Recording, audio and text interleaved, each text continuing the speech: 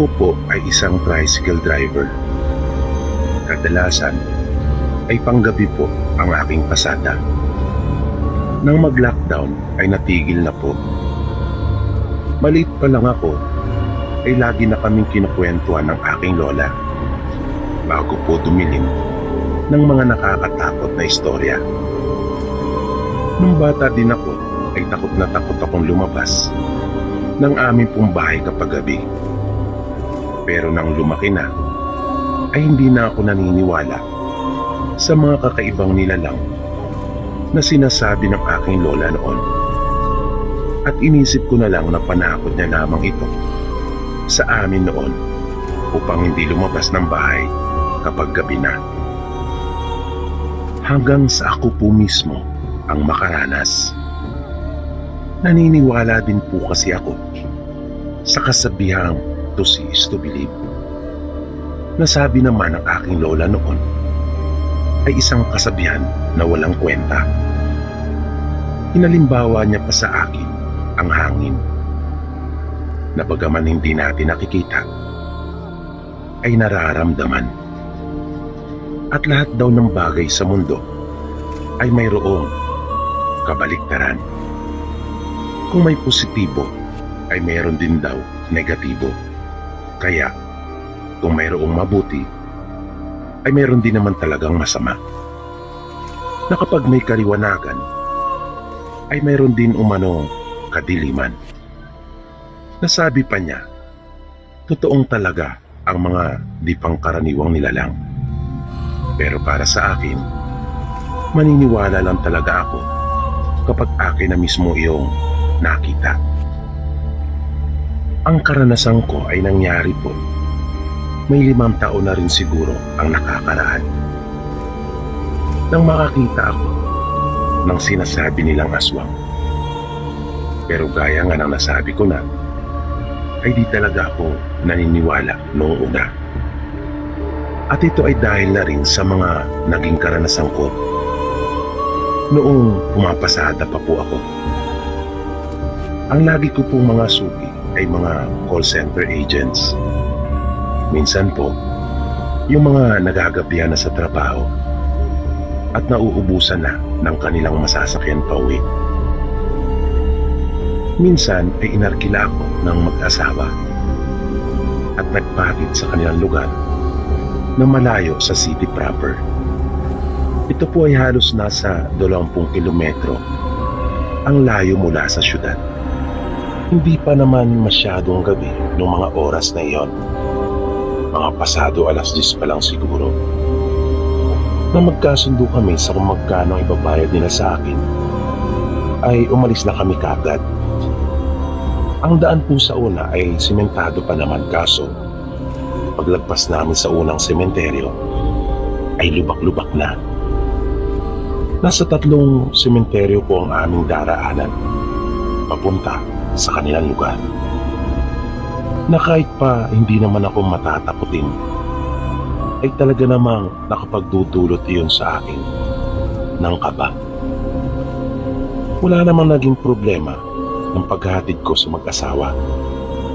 Agad nila akong binayaran pagbaba nila at nagpasalamat pa nga. Pagbalik ko sa labasan ng baryo ay sakto naman na may pumara sa aking isang lalaki na may dalang flashlight. Sabi nito ay kung pwede ba daw akong arkilahin sapagkat manganganak na raw ang kanyang misis, kung kaya pwede ko ba raw silang ihatid sa ospital. At dahil sa emergency iyon ay hindi ako tumanggi at agad akong umuo. Sumakay siya sa tricycle at sinundo namin ang kanyang asawa sa kanilang bahay. Bali 4 silang lahat na pasahero ko. Ang buntis, ang asawa nito, ang kanyang kapatid at biyanang babae. Lahat sila ay naupo sa loob ng sidecar. Sinabi ko pa sa mister ng buntis na doon na lang sa likod ko, pero ayaw daw nito. Nanahalata ko naman kung bakit. Talagang alalang-alala sila sa kanilang kaanak na buntis. na nalaman ko nung huli na panganay pala nila iyon at panganay na apo din nung biyanan. Kung kaya naisip ko na kaya pala ganun na lang ang kanilang pag-iingat. Pero ako ang nahihirapan sa kalagayan nila. Kaya sinabi kong mas mahihirapan kami sapagkat masyadong mabigat kung doon silang lahat. At doon ko palang napapayag ang asawa nito na lumipat sa likuran ko. Medyo bigla pang sumama ang panahon noon. Kaya hindi ako makapagpatakbo ng mabilis. At dahil sa hindi rin maganda ang daan, at mayroon pa nga akong sakay na buntis. Habang bumabiyahe kami ay may pumarang isang matandang babae sa aming unahan. Ayaw ko na sanang tumigil dahil sa may pasahero na nga ako. At isa pa ay puno ng aking tricycle. Maliban sa backride seat, ngunit bigla itong humarang sa gitna ng daan. Kung kaya napilitan akong tumigil. Pumunta ito sa akin at nakiusap na isakay ko na raw siya. Doon lang naman daw siya sa may bandang unahan. At baka kasi maabutan pa raw ito ng ulan. Sinabi ko kung okay lang ba na doon siya uupo sa pinakadulo. Dahil sa halos ayaw bitawan ng lalaki ang kanyang asawa at nakatuon talaga doon.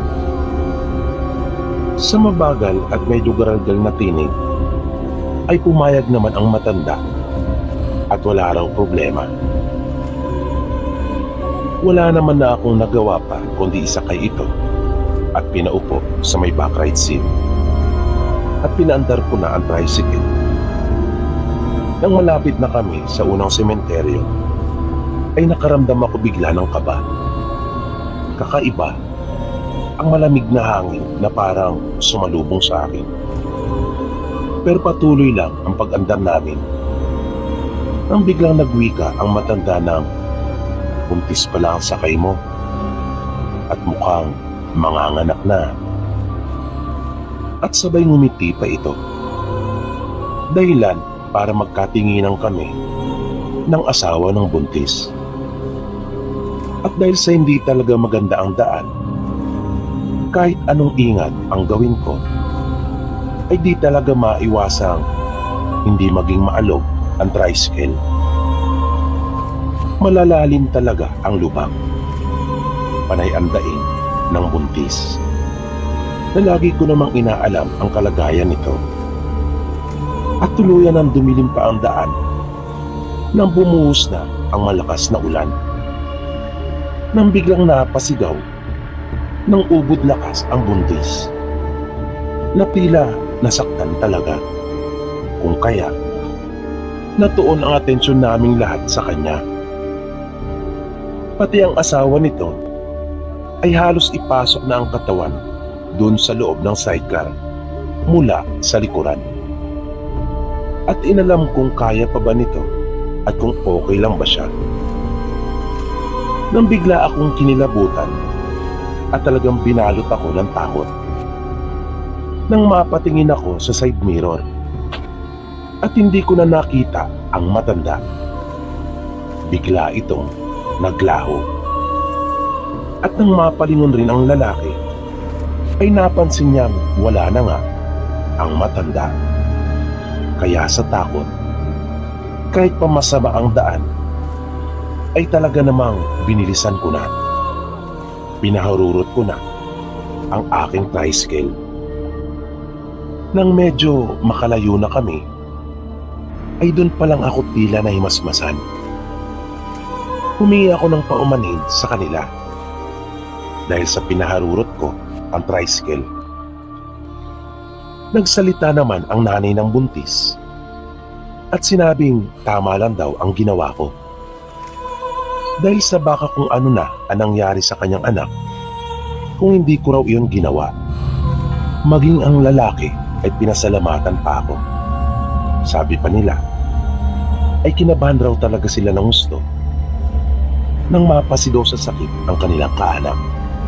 Kaya, pinakiusapan pa ako ng asawa ng buntis na kung maaari ay bilisan ko pa. Nang sa ganon ay malaman daw nila kung may ginawa ba ang matanda sa kanyang asawa at anak. Nasabi pa nito ay malakas ang kanyang kutob na isa itong aswang dahil sa itsura at paraan ng pagsasalita nito na ayon pa sa kanya ay nangangamoy langis pa na naglalakad sa kalagitnaan ng gabi sa dakong madilim at may kakayahang makapaglaho sa isang iglap. Gayon din ang paniniwala ng kanyang biyanan. Ako man ay naniwala na nung mga pagkakataon na iyon na totoo nga ang mga aswang. Nadala ko naman sila ng ligtas sa ospital at mabilis na ipinasok ang buntis pagdating namin doon. Di matapos-tapos ang kanilang pagpapasalamat sa akin at kanila pang dinagdagan ang bayad dahil doon ay hindi na ako namasada pa. Sa halip ay dumiretso ako sa tambayan ng mga tricycle driver na panggabing bukas. At isa pa ay ayoko nang maranasan ang nakakakilabot na pangyayaring iyon. At dahil sa umuulan nga ay naisip kong doon na lang tumambay muna at magpaumaga na. Pagdating ko doon ay may ilang mga kasama ko na naroon at nagkakape. Binahagi ko sa kanila ang aking naranasan. At nagkwento din ang mga ito. Ayon pa sa kanila ay hindi daw kami matatawag na totoong mga tricycle driver doon sa aming lugar kung hindi namin mararanasan ang mga ganong pangyayari sa isa sa 3 sementeryo. Dahil halos lahat daw ay may karanasan na doon. Mapaswang umulto ay sigurado umanong may maikukwento ang isang tunay na tricycle driver tungkol doon. Kung bigla na lamang nawawala ang pasahero, ay karaniwan na umano iyon. Dahil sa aking mga narinig, ay mas nakumbinsi pa ako na totoo ngang lahat ang sinasabi ng aking lola. Nang mag-uumaga na, ay umuwi na ako at natulog. Nang magising ako, ay tanghali na at wala na rin ang tricycle dahil sa pinapasada ito ni tatay sa araw. Kung kaya naligo na ako at kumain na rin ang tanghalian. Nang biglang dumating si tatay at sinabing sumama daw muna ako sa police station, doon daw sa may traffic section, dahil sa may reklamo umano sa akin. Na nagtaka naman akong bigla at napakunot ang aking noo kung ano ang maaaring naging kasalanan ko. Naisip kong bigla na baka dahil sa mahal ng pagkakasingil ko sa mga naging pasahero ko noong nagdaang gabi. Pagdating namin doon sa loob ng opisina ay nagulat ako nang makita ko ang matanda. Puno ito ng galos at may mga benda pa sa katawan. Inireklamo ako nito na kaskasero umano ako.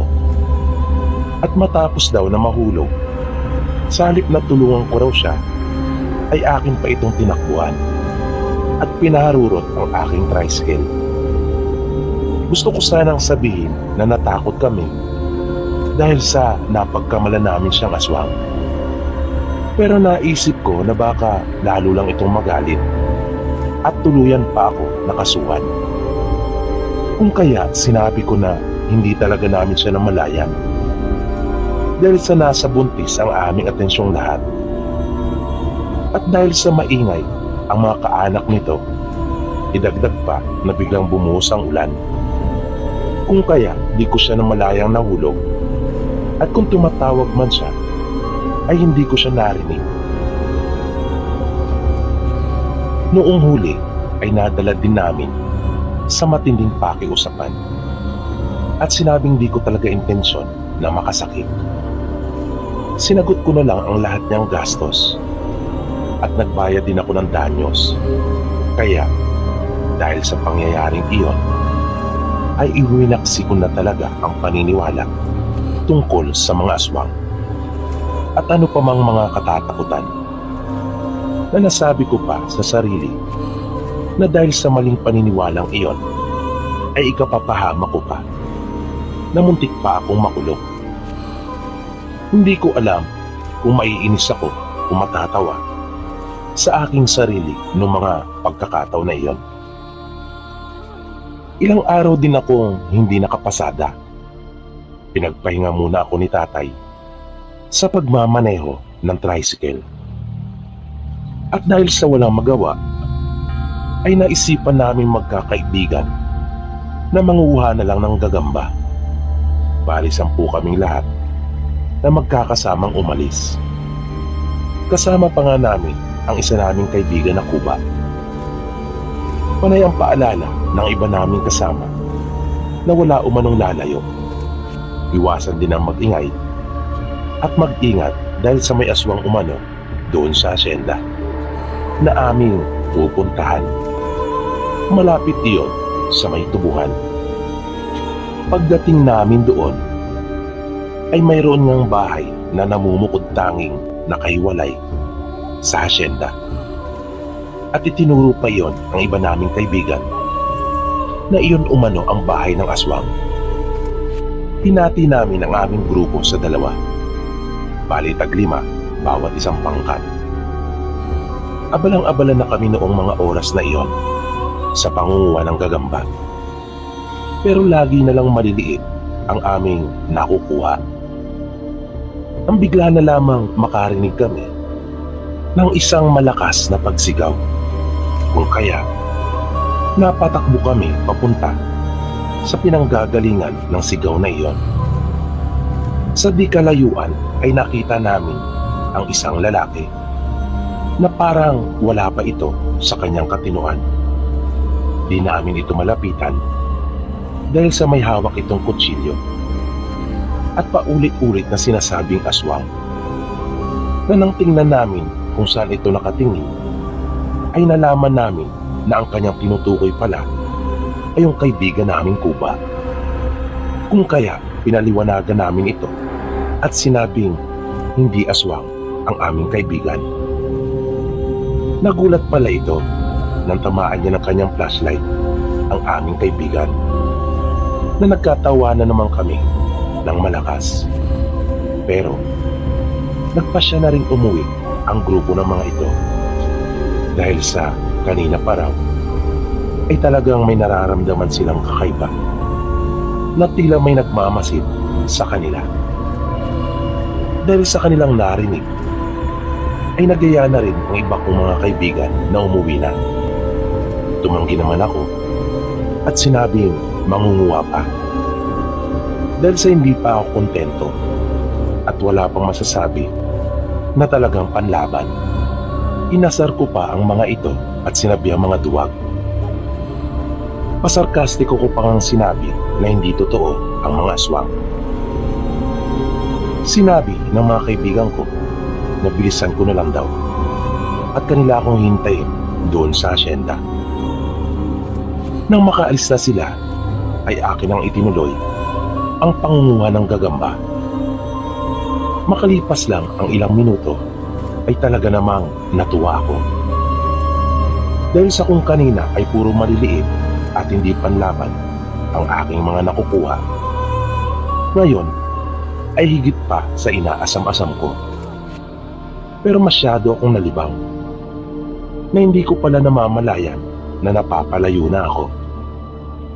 At bigla na lamang akong natigilan nang dahil sa kakasunod sa mga sapot ng gagamba ay may napansin akong dingding. At nang iangat ko ang aking ulo ay naroon na pala ako sa bahay na sinasabing bahay ng aswang. Di ko alam, pero bigla rin akong nakaramdam ng takot. Na naramdaman kong parang nagtayuan ang lahat ng balahibo ko sa aking katawan. At binalot na ako ng matinding kaba. At may bigla akong narinig na umangil mula sa aking likuran Na nang aking lingunin iyon ay nagulat talaga ako. Pagkat isa itong malaking aso. Isa itong malaking aso. Ngunit wala akong napansin na balahibo sa anumang parte ng katawan nito. At noon lang ako nakakita ng aso na talaga namang mapupula ang mga mata. At napalundag ako sa sobrang gulat nang may narinig akong biglang nagsalita. Pagharap ko ay isang babae na sa tansya ko ay mahigit sa 50 na ang edad nito, na nakatayo ang kanyang mga buhok sa ulo at nanlilisik ang mga mata, na animoy kakain talaga ito ng buhay na tao.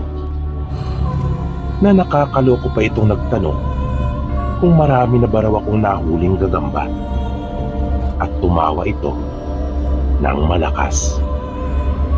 Naramdaman kong unti-unti nang lumalapit ang aso mula sa aking likuran, na dahil doon ay napapikit ako at naisigaw sa sarili ang salitang takbo, at tumakbo ako ng mabilis, na nagpapaulit-ulit sa aking isipan ang pangungusap na takbo habang may lupa.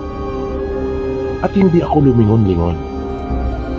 Na makabuelo pa ako ay sumigaw na rin ako at humingi ng tulong. Wala na akong nararamdaman sa aking likuran na may sumusunod. Pero nakikita ko sa gilid ng aking mga mata na may tumatakbo sa gilid ko sa mga tubuan, na parang tinatapatan lang ako nito at pinapantayan. Nakikita ko naggagalawan at tumutunog ang mga dahon ng tubo. Kaya binilisan ko pang pilit. Nang makalampas na ako sa tubuhan at halos mapatid na ang aking hininga dahil sa tindi ng hingal, ay huminto na muna akong sandali. Yung mga pinanguha kong gagamba ay walang natira ni isa man. Tanging flashlight lang ang natirang hawak ko. Nang pabalik na ako sa asyenda, ay may nakita akong isang malaking tao na walang damit, na naglilinis ng paa at katawan sa may poso. Kaya napabulalas ako ng salamat, dahil sa naisip kong ligtas na ako. Nang mapatapat na ako dito, ay bigla itong nagsalita at sinabing napakabilis ko pala raw na tumakbo, na nakangisi ito. At sinabi pa niya na wag na raw akong babalik pa at maglalakad na mag-isa sa tubuhan. Lalo pang araw at dayo lang ako. Biglang nanlamig ang buo kong katawan dahil sa kanyang mga sinabi. At umalis na ito na tumatawa-tawa pa at nang iinsulto. Nang marating ko na ang asyenda, ay nakita ako ng mga kasama kong namumutla, kung kaya kanila akong pinaupo sa waiting shed. At tinanong kung ano raw ang nangyari sa akin. Hindi na lang ako nagsalita dahil sa ayokong mapahiya, dahil na rin sa kayabangan ko. At doon ko palang naranasan ang totoong pangyayari na may kinalaman sa totoong aswang sa buong buhay ko, na yung pinaninindigan ng iba na to see is to believe, na minsan ko rin naging pamantayan, ay hindi ko na ina-apply pa sa buhay ko ngayon. Dahil sa maniwala man kayo o sa hindi, ay may mga bagay talaga sa mundo na mahirap lang paniwalaan, pero totoo at nangyayari, na hindi nyo na talagang papangarapin pa na maranasan, sapagkat hindi nyo talaga magugustuhan.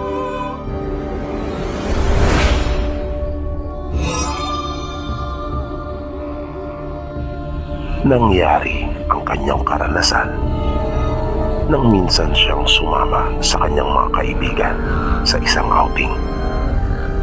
Dagat ang kanilang destinasyon noon.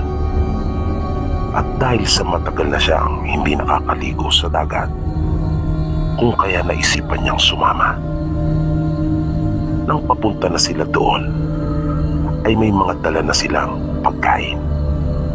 May baon na rin silang mga alak at may uling na rin. Yun nga lang, ay wala pa silang dalang pampulutan at iihawin. Kaya napagkasunduan nilang dumaan sa palengke. Pero nung may madaanan silang isang talipapa, ay naisipan nilang huminto at doon na bumili. Napag-alaman din kasi nila na yung palengke ay hindi nila madadaanan at kailangan pa nila talagang sadyain iyon. Marami-rami din naman ang kanilang pwedeng mapagpilian doon sa talipapa. Sinabi ng isa nilang kaibigan na isda na lang ang kanilang bilhin. Kaya namili sila ng pwedeng maiihaw. Nagustuhan ni Gerald yung tindang isda nung lalaki. Na bagaman may kamahalan, ay sigurado namang sulit pagkat bangus dagupan iyon at talagang malalaki. Pero nagpumilit yung isa nilang kaibigan na si Romel na pumili pa raw sila pagkat yung gusto nito ay ang makamura. Sinabi na lang ni Gerald sa kanyang mga kasama na kanila na lamang bilisan pagkat di na niya matagalan pa yung tindi ng baho ng lugar. Para kasing pinabaliktad na yung kanyang sikmura dahil sa masansang na amoy doon. Hanggang sa makita nila yung isang magandang babae na agad silang kinalapit ni Romel at sumunod naman sila. Nang magtanong sila sa mga panindang isda nito, ay agad na rin silang nagpatimbang pagkat mura at sariwa din naman.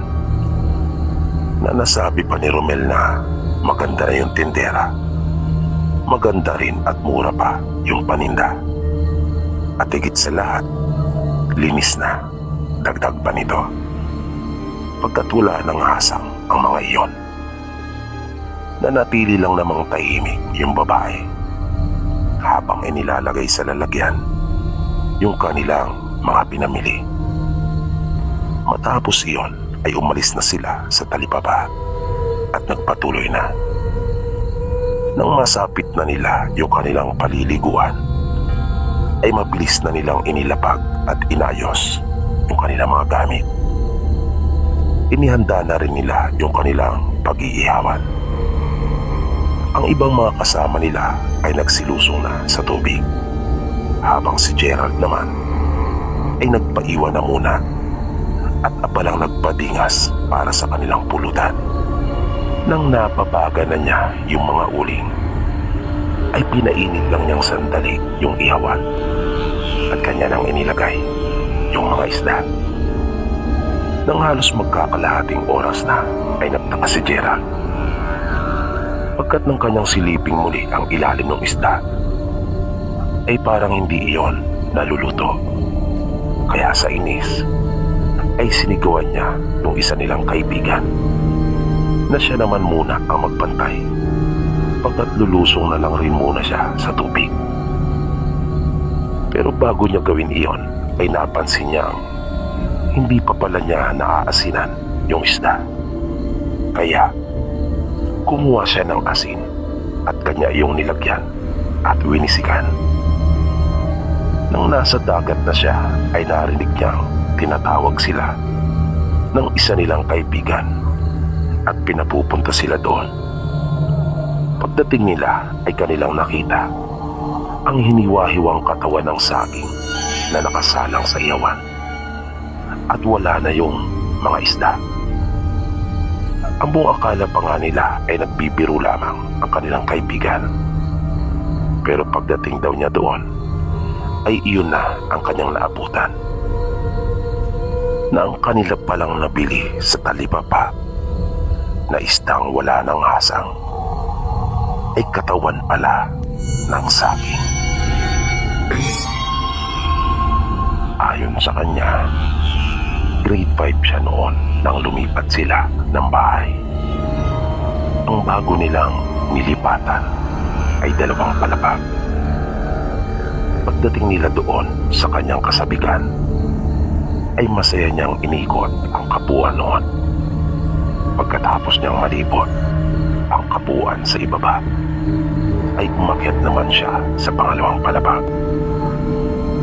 Nang naglalakad na siya sa may pasilyo, ay laking gulat niya nang makita ang isang madre na nasa kabilang dulo noon. Nakaitim ito na may umaagos na dugo sa magkabilang mata. Panandalian siyang hindi nakakilos dahil sa sobrang pagkabigla at takot. Nang bigla na lamang itong lumapit sa kanya na hindi sumasayat ang mga paa sa sahig. Doon na napahiyaw ng todo si Manilyn at nagtatakbong pababa na kanya nangang nilundag ang ilang baitang pa na natitira ng hagdan dahil sa sobrang takot at pag-aalalang maabutan siya nito. Nang marinig ng kanyang mga magulang at kapatid ang malakas niyang pagsigaw, ay nagsitakbuhan naman ang mga ito palapit sa kanya. Napayakap siyang bigla sa kanyang ina na humahagulgol. Kinagabihan noon ay sa ibaba sila natulog. Nilagnat si Manilyn. Ayaw niya magpaiwan pagkat takot na takot siya. Kaya hindi pa nila natapos isaayos ang kanilang mga gamit sa dapat nitong kalagyan. Matapos makakain ng hapunan, ay naglatag na lamang sila sa pinakasala.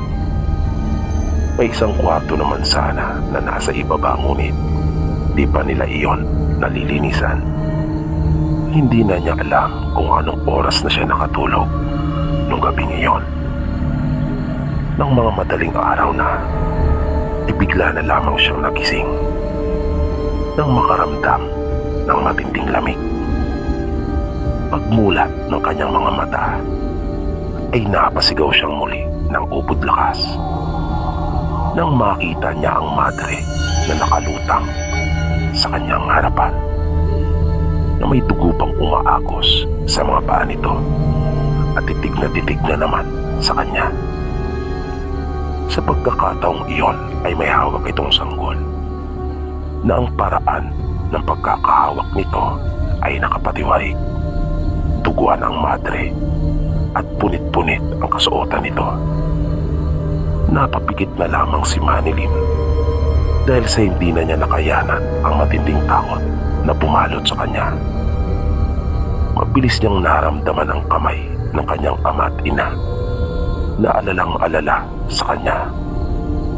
At nang magmulat muli siya ng kanyang mga mata, ay nawala na yung madre. Kinaumagahan ng mga bandang magtatanghali, ay may narinig silang tumatawag doon sa kanilang pintuan. Nakita nila ang isang babae. Kinausap naman ito ng kanyang ina at tinanong kung ano ang pakay. Sinabi ng babae na kanyang narinig ang malakas na pagsigaw ng madaling araw. Kaya nagpunta siya upang sila ay paalalahanan na yung huling tumira sa bahay ay nakaranas ng mga hindi magandang pangyayari na kalaunan ay kinapaliw nito. Dagdag na sabi pa ng babae, marami umanong nagpapakita sa bahay, mga espiritu umanong hindi matahimik. Ayon pa dito, paniniwala ng marami sa kanilang lugar, ang kinatitirikan ng bahay ay isang lagusan. Kung kaya, asahan na nila na hindi lamang isa ang maaaring magpakita at magparamdam sa kanila. Kanila ding nalaman na kung yung huli na tumira sa bahay ay nabaliw, yung mga nauna naman dito ay mga namatay, mga minalas. Pero hindi direktang maituturo umano doon sa kababalagan ang mga nangyari sa kanila. dahil yung mga paraan ng kanilang pagkakamatay kadalasan ay aksidente o kaya naman ay dahil sa bangungot. Kaya sabi pa ng babae sa kanila, maswerte pa nga daw yung huli pagkat nabaliw lang. Dahil sa kanilang mga nalaman ay minabuti na ng mga magulang nila Manilin. Nakausapin na muli ang may-ari ng bahay at naghanap na sila ng bagong malilipatan.